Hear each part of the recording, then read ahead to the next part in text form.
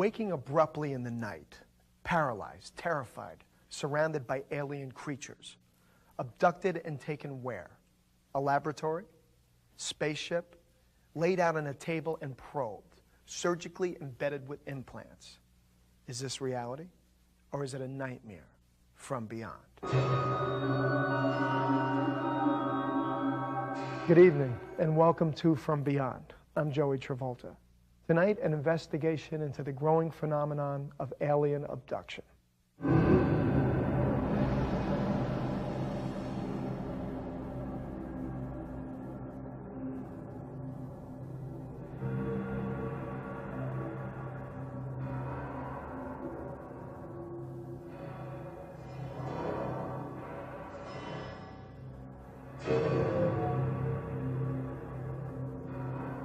From out of nowhere,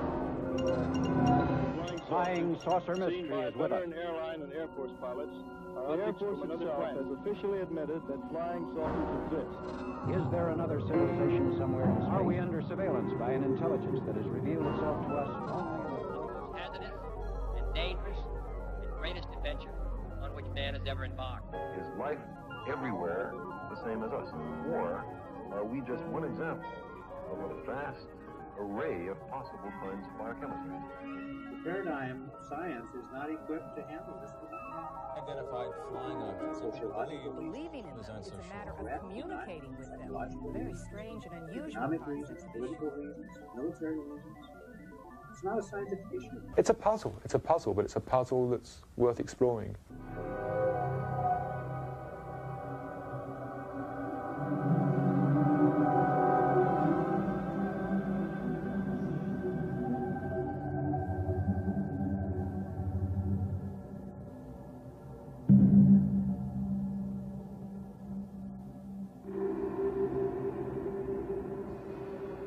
Our Earth has been observed by alien civilizations for at least the past 50 years. Throughout our history, each age in our development is characterized by an ignorance about the scope of possibilities not yet understood, that future generations may look back on with a sympathetic smile of condescension. to us in the 20th century Earth, this might seem magical. But I tell people to maintain some sense, if they can, please ask them to maintain some sense of humility.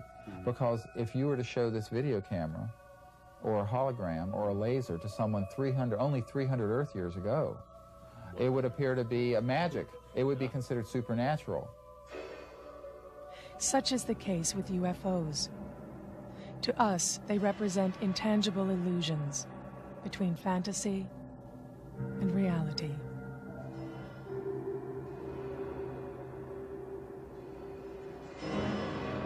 What happened to me first was at Christmas of 1985. I had a shocking close encounter that left me completely undone because it appeared to be an encounter with aliens. It was very violent and totally unexpected. Came into the middle of a life that was basically unrelated to the UFO phenomenon in any way. I think that what the whole phenomenon is the manipulation of the human species for the purposes of alien resource taking, yeah. And that everything else we have is part of the control by which they keep this agenda within the realm of how they want it presented to us, what they want us to know and deal with, and what they don't want to is pretty much kept from us. I asked them why were they gathering eggs and this, and they told me they were making a hybrid race. And for what? They didn't want, I wanted to know for what, but they never gave an inkling of what it was for, of what this hybrid race would be doing, where it would be, or what.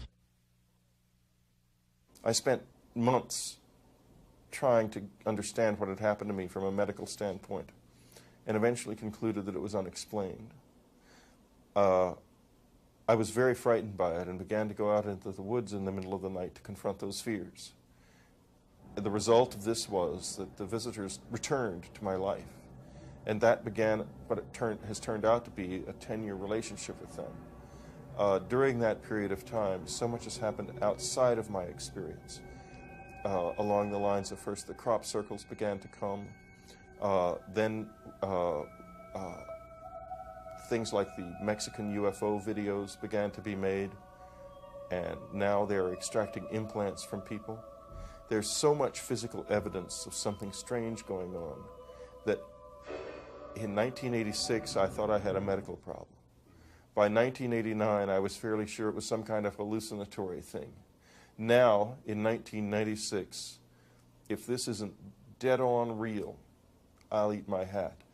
Only I have one question left. Who's doing this? Aliens or people? I don't know the answer yet. It's almost like they are releasing information on a schedule. We're coming into our own awakening slowly and surely. And the information is being given to us on their schedule, not on our schedule. And one of the comments I made earlier was that a fallacy in some researchers' efforts is that they are trying to research superior researchers. They are trying to research superior intelligence. And I'm not sure that our human minds have the capacity to comprehend the motives, the objectives of the superior intelligence. I am not content just to remember the experiences that I've been through.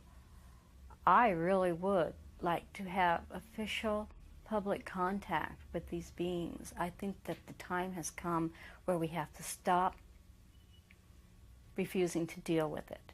We have to face the issue.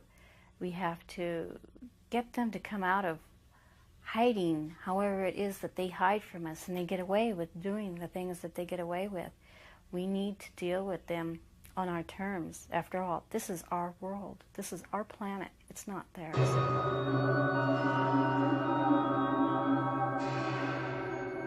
Disturbing stories of alien abduction are beginning to sound all too familiar. Missing time, bizarre medical experiments, post-traumatic stress. In America alone, over 1 million people now claim to have been abducted. Why is this happening? And why are so many affected? To investigate this alien abduction phenomenon, we have to look from beyond. The UFO phenomenon has been a part of our lives for the past 50 years. With it comes the possibility that we may finally discover who we are and what we humans might accomplish in a vast cosmos, endowed with intelligence. You know, the problem here is in a way, it's the messenger. Here I am, a historian at Temple University, or Bud's an artist at Hopkins, and there's Mike Swords, who's at Western Michigan University, and various people saying these things, that this might be happening is, you know, well, the fact that we are saying it automatically means it can't be happening, because the message is far too big for the messenger. If this were truly happening, we would not be the messengers. The President of the United States or Secretary General of the United Nations, they would be the messengers, and that would mean it wouldn't be happening. So no matter how much we say it, and no matter how much abductees say it, that automatically means it can't be happening. An increasing amount of people worldwide are reporting abductions being conducted by alien beings aboard what we describe as UFOs. Bud Hopkins and David Jacobs, among others, have been attempting to establish the reasons for what appears to be an extensive biogenetic experimentation being conducted by certain alien life forms currently visiting our planet. We think that the abduction phenomenon began with the onset of the UFO phenomenon. In other words, we think that the abduction phenomenon probably began around the turn of the century and has been with us ever since. Our problem has been uncovering these cases. We have cases from the 30s and a few from the 20s. After that, our knowledge, our first-hand knowledge of it drops off pretty much. However, we feel that the abduction phenomenon, from stories about family members and grandparents and great-grandparents, that it probably does start with the UFO phenomenon around the turn of the century. My grandfather died in 1940. So this was in the 1930s when these things were happening with them. She said they would be sitting on the side porch at night and they would see lights over the oil wells. And a lot of times they would see what they thought were little children dressed in white running around the oil wells. And on several times they saw it in the daytime. They would see these little children dressed in white. And once or twice they got up to go see if they could catch the little children and find out who they were, and they would start out, but by the time they would get there, the children would be gone. We're not exactly totally and completely sure of what is going on with this phenomenon. What we do know is that we're looking at an alien agenda that is based on the physiological exploitation of one species by another species. In other words, people feel that sperm is being taken from them, eggs are being taken from them, babies are being implanted in them and then removed. All of this is for an agenda that is being kept essentially hidden from us. I look at this phenomenon with a certain amount of alarm. Other people feel that it's more benign than I might feel. But whatever it is being kept from us. I feel that if this were a phenomenon that were ultimately to help us, that we would probably know this and that the abductors would have made this clear, but this is not what has happened actually. And so I'm really very, very disturbed about what I've seen.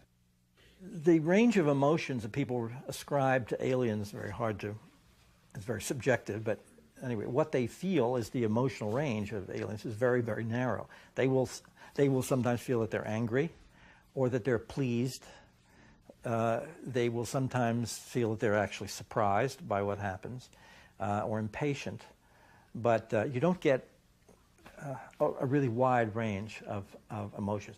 When people feel love radiating from them, which often happens, we really do think that's a controlling issue. I had a situation where a woman was in pain. She's on a table. There's various procedures that are being done to her. And she's very angry and she's hurting. And she gets more and more angry, and the head doctor, alien figure, approaches her, puts his hand on her forehead, and she just is filled with love. She has never felt.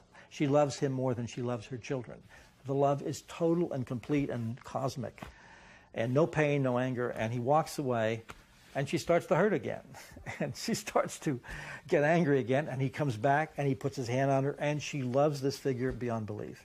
To me, they don't seem to understand emotions, because if they had, they would know that women just don't just have sex just to be, with no feelings.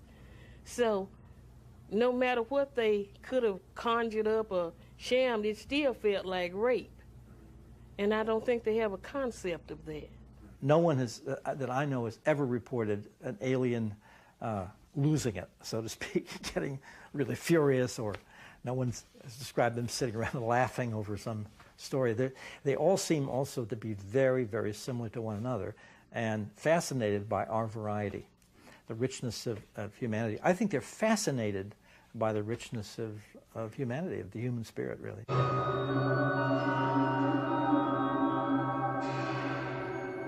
One of the most popular theories as to why alien beings might be coming here is that they are conducting reproductive experiments on abducted humans. Often these people recall medical procedures, which seem to be intended to create what researchers Bud Hopkins and David Jacobs refer to as hybrid beings. The only conclusion that you can come to is that these experiences, although certainly real to the people to whom they happen, probably are not what they appear to be.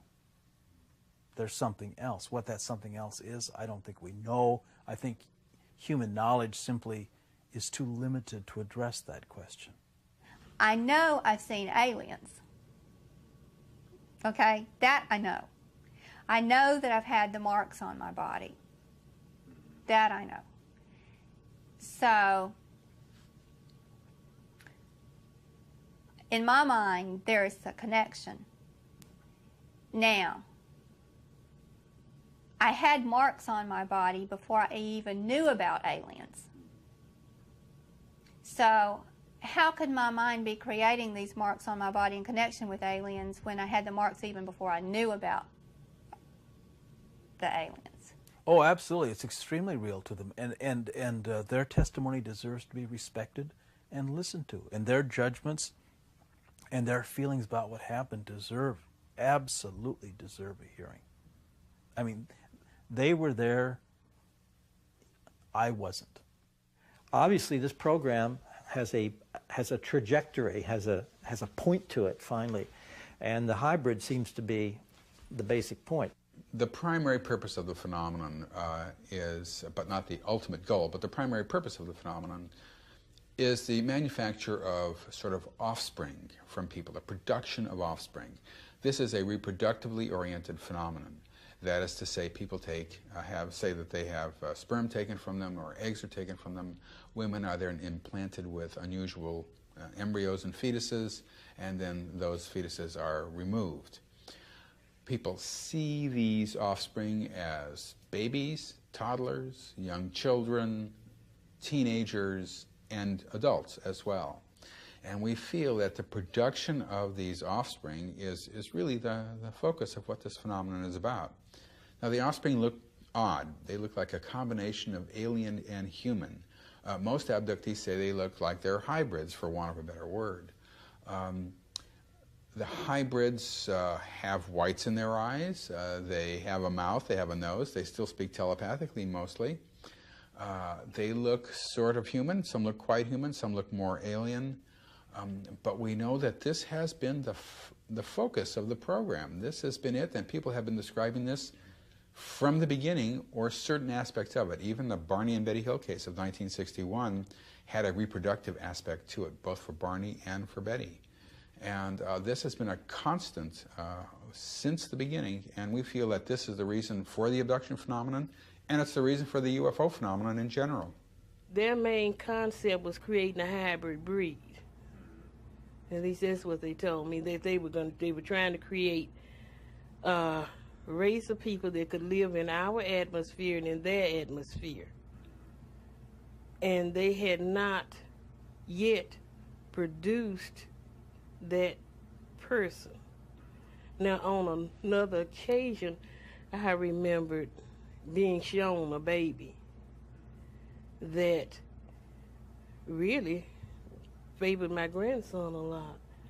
If you would, give it the slant eyes, they weren't as big as their eyes, but it looked human.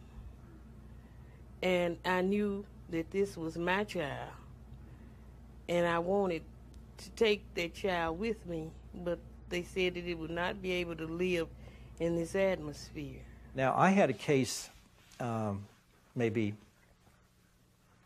5 or 6 years ago where a whole family had been having UFO experiences up on the Cape Cod. The little girl in the family was 5 years old, who was not afraid of the abduction experiences she was having. And children go up and down. For a while they think it's wonderful and fun, and then they're terrified of it and they change. Most people change too. But at any rate, she said that this little man came in and that she sees, but he had with him a little girl who didn't look human. She said didn't look like us and didn't look like him. Looked like a mix, and she had white hair, as this little girl described it, meaning very, very pale blonde hair. And the man said, we have to go, you have to come with us. We have some friends waiting. And she said, so we all three went out. We went right through the wall, Mommy, and you don't even get splinters. And you don't even get dirty. And they went to a playground on the Cape, and I think it was, I'm trying to remember the town, Harwich perhaps. But at any rate, she said they must have been playing baseball because all the lights were on. This is a playground with no lights. But at any rate, waiting for them were another group, another 9 little children. And she described them to her mother as, she said they were all twins.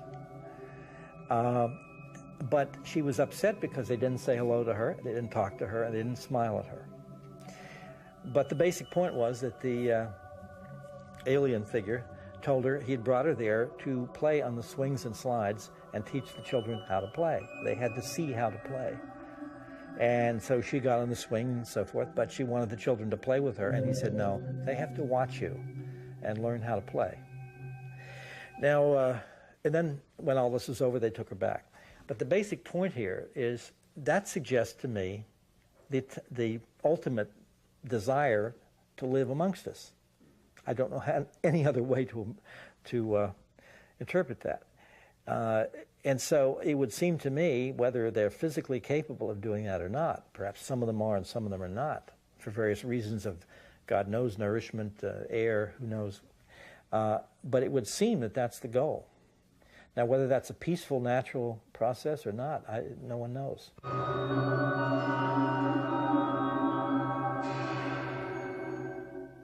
If all the alleged abductees are crazy, how come there's so many of them? Why are their stories so hauntingly similar?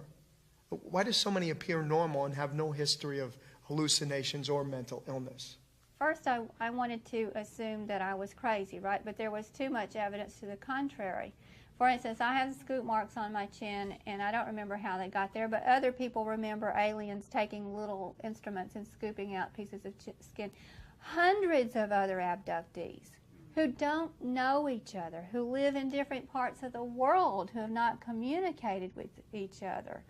It's like, I found out when I first started undergoing hypnotherapy, you know, I would tell John Carpenter what was happening to me. What I didn't know is that 47 other people who didn't know each other were telling John Carpenter the same thing. Why are these people saying this now? You know, why in the 1990s and 80s are people thinking that it's okay to imagine that they had, you know, why not 1970s? Why not, you know, in other words, it's an interesting research question, and it is affecting many, many lives, and so we should be studying it. Now, it is true that psychologists, they are studying it to a certain extent, but I think that there has been in the past, and even today still, a stigma attached, you know, to maybe taking it seriously like that. And I could dream up many, many other areas of science where, in fact, the scientific establishment view just suppresses the chance to do research in areas, and of course ufology is a prime example of that, definitely. What I always state about this phenomenon is that taken together, the collection of all of the photographs, the videotapes, the accounts that I've been mentioning, the ground traces, the physical marks on people's bodies, the descriptions of the events in the craft, and et cetera, the sightings, all of that constitutes an extraordinary phenomenon.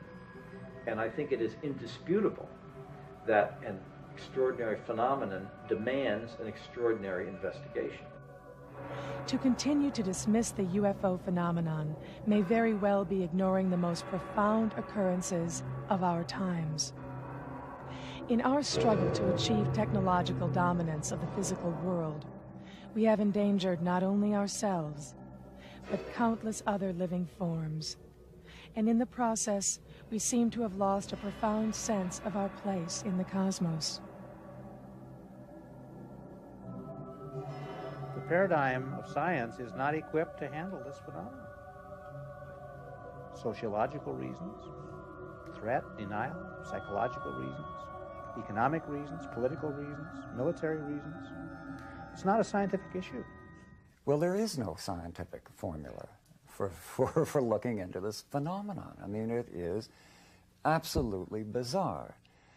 I would never dare write a second book on this subject. I mean, if I'm going to have any credibility as a writer, this has got to be it.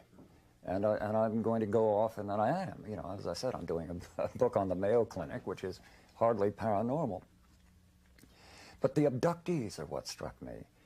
And because they came forward, as Mac had put it, so timidly, so reluctantly, so terrified of getting any publicity when they found out I was there for, in theory, the New Yorker. I never did it for the New Yorker, as it turned out. But I was media. They were like the feral cats I have in the back here. I would come and they would flee.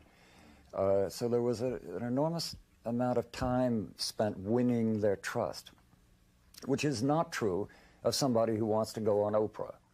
You know, the last thing in the world these people want is publicity. Those who have had encounters have to find some way to get up every morning and go about their day knowing that this is a reality.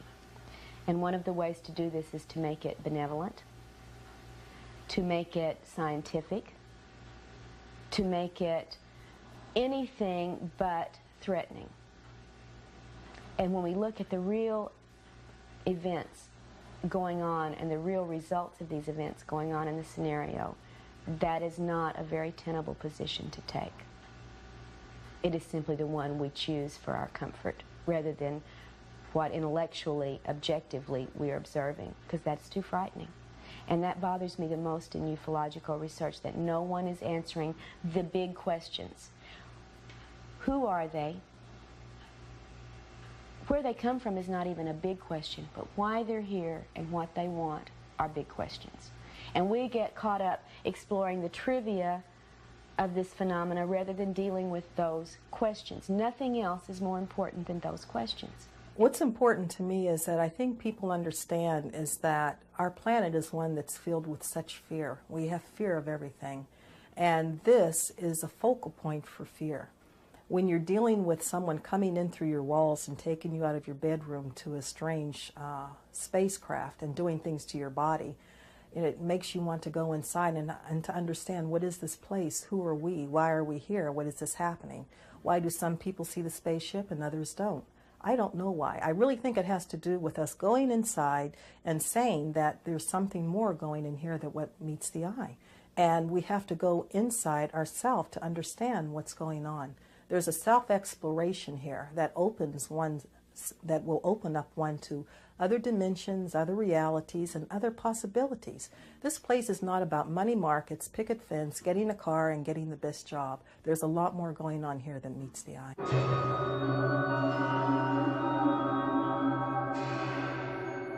Who are these abductors?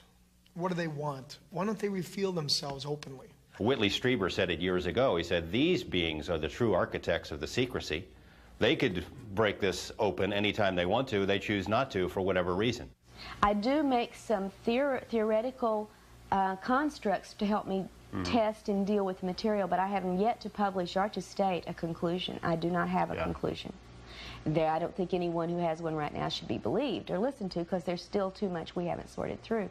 But my take on it at this point, and this is personal but based on evidence from my case, my family's, and many, many other cases, is that we are a resource. We have long been a resource for these entities, that they not only take physically from us, they take emotionally and spiritually from us, and that it is not for our benefit. We are a resource for their benefit. And I think there's a change in the relationships in the last several years between the crop and the harvester, if you will, because the crop is developing new awarenesses.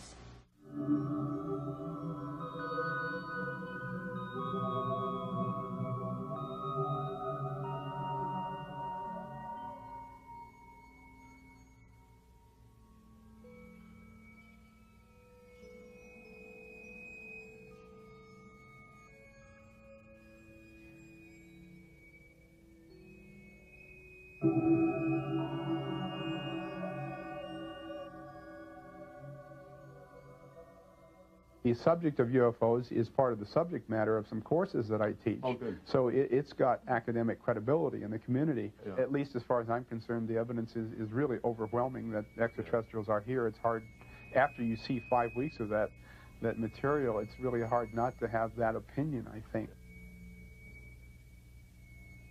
There is enough evidence to make me believe it might be true. You know, missing time that does seem to be verified by other people. I'm not that impressed by scoop marks and scars, but I am impressed by people's reports of, waking up maybe with their underwear on backwards, things like that. Why am I, it sounds silly, why am I impressed by that? Because I don't know of any normal people for which that ever happens. I've never talked to anybody who was not an abductee who just said, spontaneously, I woke up and my pajamas were on backward. That just doesn't happen as far as I know. The missing time experiences, well, one story which maybe should be, you can put on tape, but I mean, this is a kind of sadly funny story, and it comes from a psychologist who's been doing some very good work on this subject in Washington.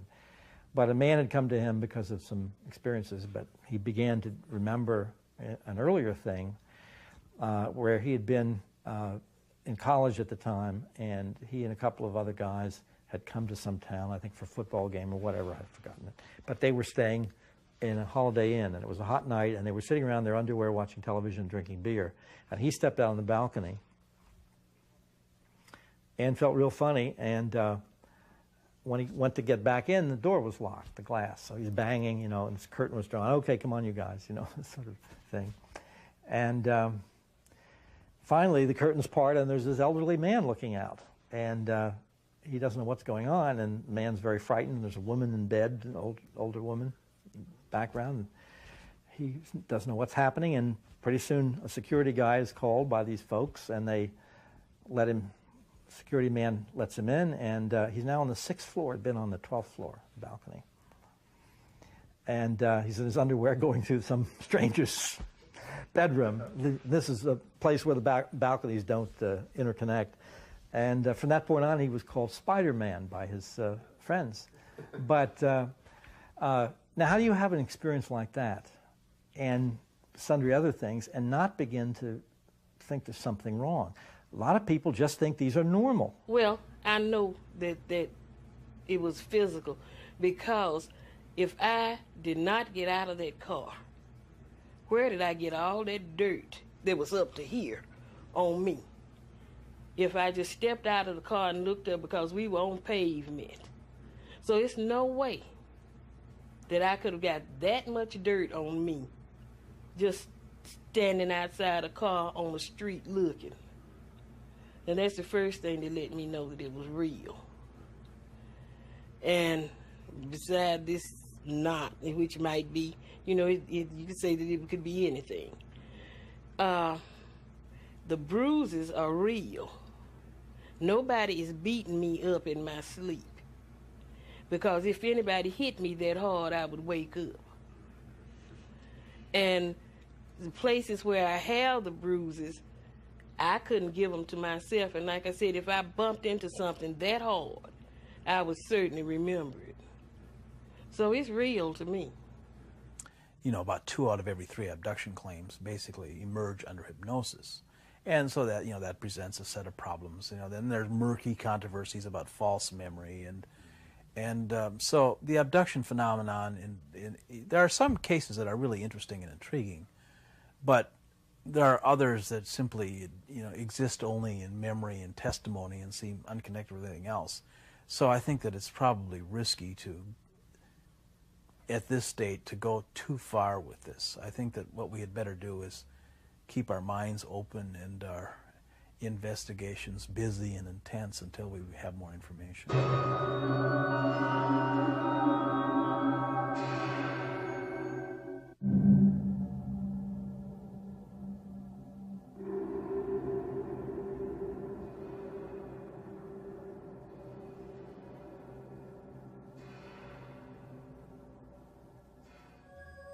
I think there is a certain twilight zone of phenomena that, if confirmed, would really overthrow the entire materialistic worldview. There's just a wealth of information, and I would challenge anybody to disprove that. You see, anyone who says there's no evidence to study has not looked. It's as simple as that.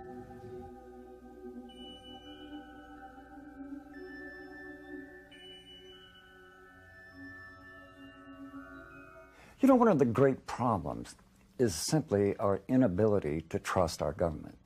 And it goes back to, well, it goes way back, but I'm thinking primarily during the Vietnam era and the Pentagon Papers and that arrogance of governmental power that said, we shouldn't know this because it's going to upset us.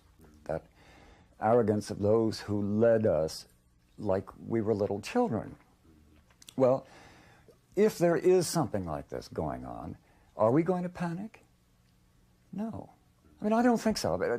And depending on how paranoid one gets, one could say, in effect, there has been a very gradual preparation of our minds over the years through television, through film and whatnot, so that we're perfectly willing to accept. There is no doubt in my mind that some branch of the government is deeply involved in this. And is deeply concerned. It seems to me that they began monitoring when they became aware of this. Obviously, they began monitoring abduction activity. I have one case in my new book, Taken, that goes back to 1954, where military sequestered an entire family on a farm for 4 days after they had had alien encounters on the farm. So we know they were doing it at least that far back. It seems to me that they worked very hard, scrambled very hard to try to duplicate the technology, not only the technology for craft and the technology of other sorts, but also the mind control technology. And I think they've done pretty well on catching up enough to do some terrible things with this technology. They may think they're doing it for national security purposes, to glean information that's necessary, but I know to a person, if any government agency really involved in this wanted our information from any abductees, every one of them would be happy to offer it without being abducted, drugged, and threatened. We would give the information. They just don't want us to know they're taking it. When I realized the military and government were abducting me to find out what the aliens were doing, and I resented that, one time I was picked up and threatened at gunpoint by our military, and I was told that I must never talk about what was happening to me or they would kill me. This was back in 1991, and I believed them. You know, I'd never had anybody stick a gun to my head before and say, if you talk, we'll kill you. But that's not the only time that I was captured by the military. There have been other experiences in which I have remembered just little bits and pieces. I've remembered being in a military hospital and having an x-ray machine scan my body. I remembered being given drugs. I remember having my arms strapped down onto tables so that I couldn't move and being given injections. I remember them, military doctors doing something to my right ear, which I find this interesting too. Prior to that procedure, I heard Morse code type beeps in my right ear. After that procedure, I did not. However, after that procedure, I started hearing Morse code type beeps in my left ear, and I still hear those beeps in my left ear. Wherever I am, whenever it's quiet, I hear Morse code type beeps. I mean, you take a person who has remembered alien experiences, under hypnosis, remembers an implant being put in their leg, they're x-rayed, the implant is seen, and then it's removed by a doctor, and that has happened. You can't tell me that's not real. It is real. The only question is, was the hypnosis accurate in the sense of who put it there? Certainly the lady remembered where it was under hypnosis. The x-ray confirmed its existence. But who did she remember under hypnosis who really put it there or not? We don't know, because we don't know the effect of the implants, and we don't know whether or not if you got past all of the interference, you wouldn't find soldiers putting it into her. Or it might be there really are aliens out there doing it. We just can't be sure of anything right now. This is a time not for answers, but for questions. I mean, this is an example. I'm on an airplane. I mean, this is why these things come up. I'm on an airplane, and this woman's sitting next to me, and she starts talking, and this is a woman in her 40s, and, you know, bright. Actually, turns out has a very big job. She was in charge of placement for a major law school, so she's dealing with, you know, Supreme Court judges and all this. And then she asked me, what are you doing? Is this business or pleasure? And finally out comes, I'm going to give a lecture, and I think, holy shit, now I'm in for it, you know. And she said, well, that's very interesting. She said, I don't know anything about that, but do you get ridiculed or anything? And I said, no, not really, you know, you'd be surprised.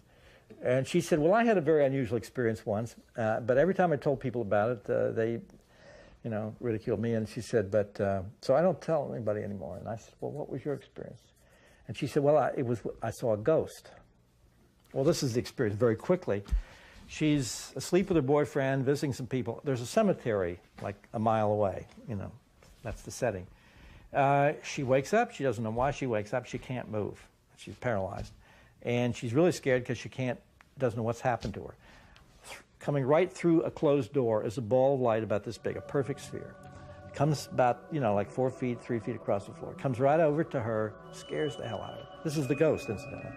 And it just goes from her feet, goes right up her body, like it was looking at her, to her head, then it goes back down, and then it goes over to the boyfriend and goes up, you know, and blah, blah, blah, and then out, and then leaves, and all of a sudden she can move. Now, this woman had no inkling that she is probably an abductee. How would you have an experience like that? A sphere of light that comes in. Interesting description of the light. It was incredibly bright, but it didn't illuminate the room.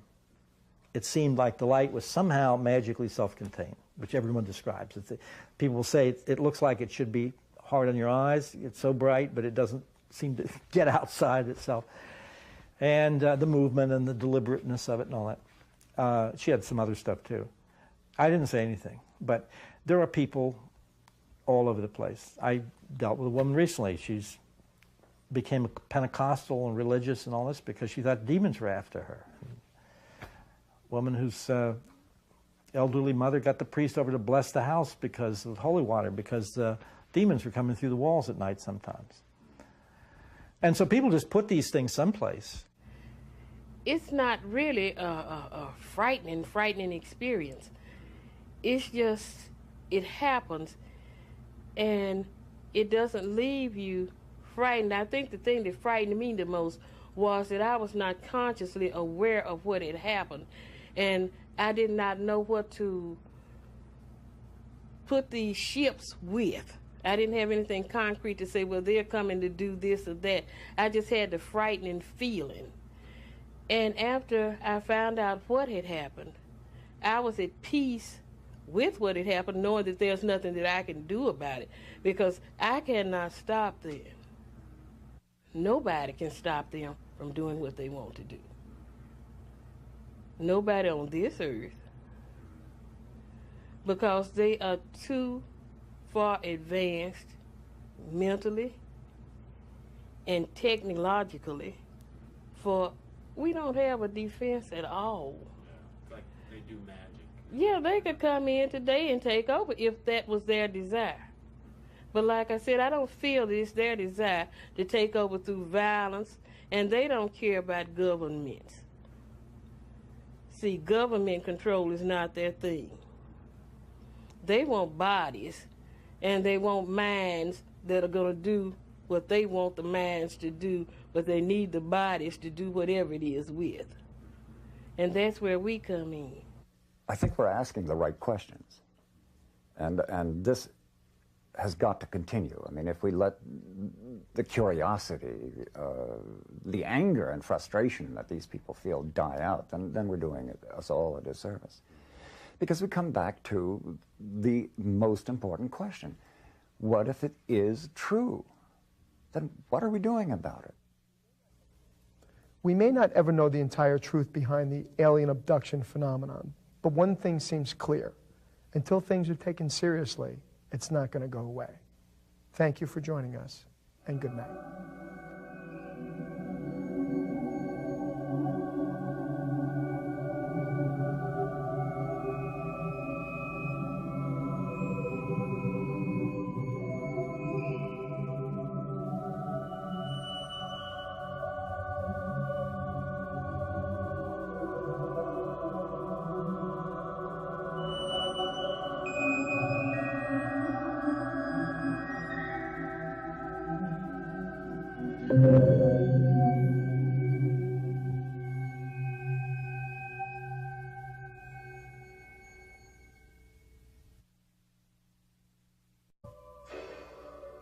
Such is the case with UFOs. To us, they represent intangible illusions between fantasy and reality.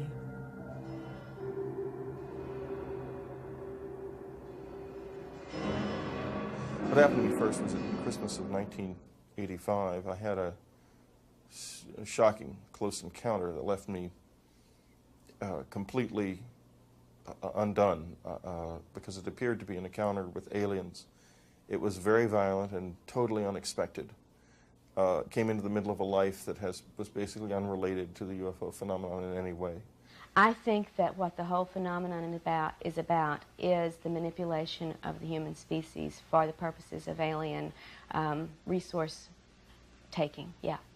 And that everything else we have is part of the control by which they keep this agenda within the realm of how they want it presented to us, what they want us to know and deal with, and what they don't want to is pretty much kept from us. I asked them why were they gathering eggs and this, and they told me they were making a hybrid race.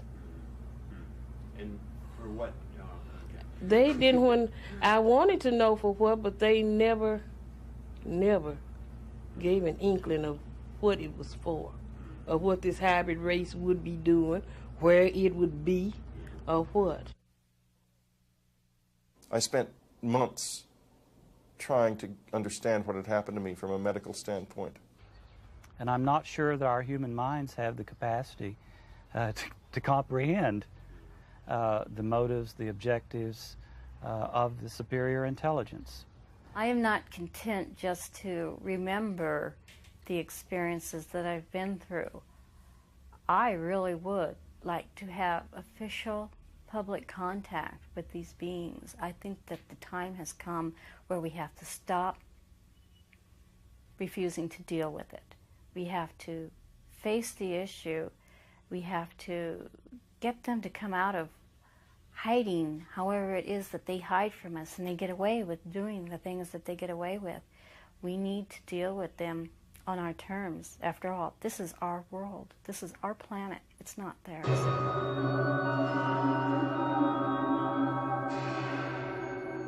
Disturbing stories of alien abduction are beginning to sound all too familiar. Missing time, bizarre medical experiments, post-traumatic stress. In America alone, over 1 million people now claim to have been abducted. Why is this happening? And why are so many affected? To investigate this alien abduction phenomenon, we have to look from beyond. The UFO phenomenon has been a part of our lives for the past 50 years. With it comes the possibility that we may finally discover who we are and what we humans might accomplish in a vast cosmos, endowed with intelligence. You know, the problem here is in a way. And eventually concluded that it was unexplained. I was very frightened by it and began to go out into the woods in the middle of the night to confront those fears. The result of this was that the visitors returned to my life. And that began what has turned out to be a 10-year relationship with them. During that period of time, so much has happened outside of my experience. Along the lines of first the crop circles began to come, then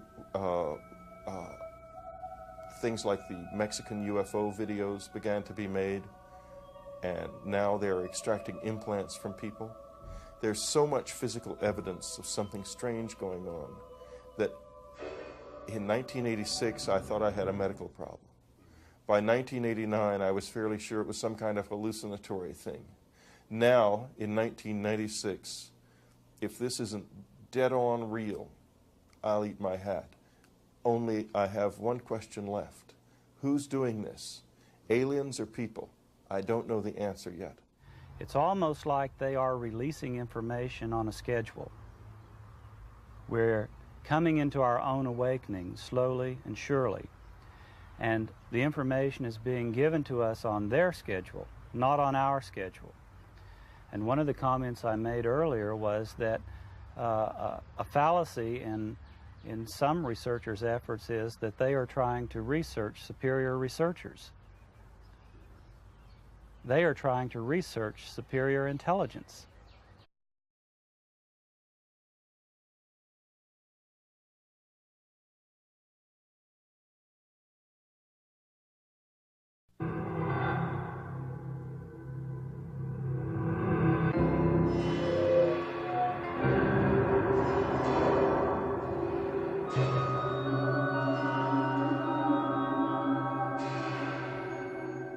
Waking abruptly in the night, paralyzed, terrified, surrounded by alien creatures, abducted and taken where? A laboratory? Spaceship? Laid out on a table and probed, surgically embedded with implants. Is this reality? Or is it a nightmare from beyond? Good evening, and welcome to From Beyond. I'm Joey Travolta. Tonight, an investigation into the growing phenomenon of alien abduction.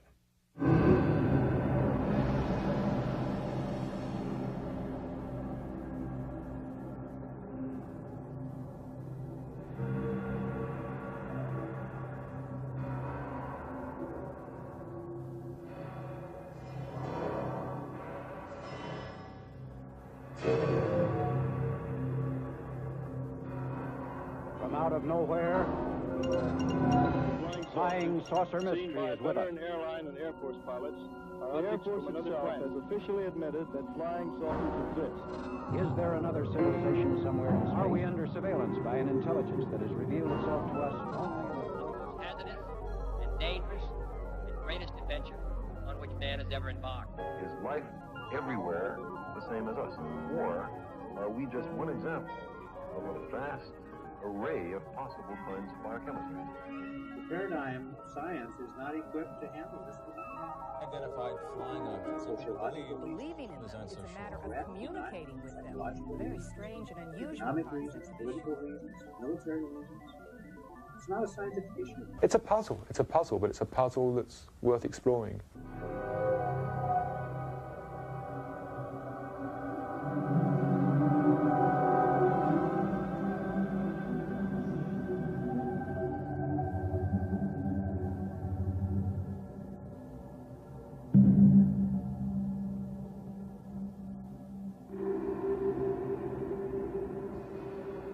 Our Earth has been observed by alien civilizations for at least the past 50 years.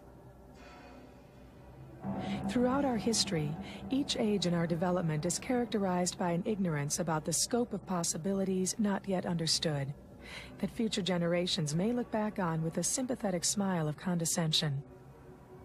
To us, in the 20th century Earth, this might seem magical, but I tell people to maintain some sense, if they can, please ask them to maintain some sense of humility. Because if you were to show this video camera, or a hologram, or a laser to someone only 300 Earth years ago, it would appear to be a magic. It would be considered supernatural.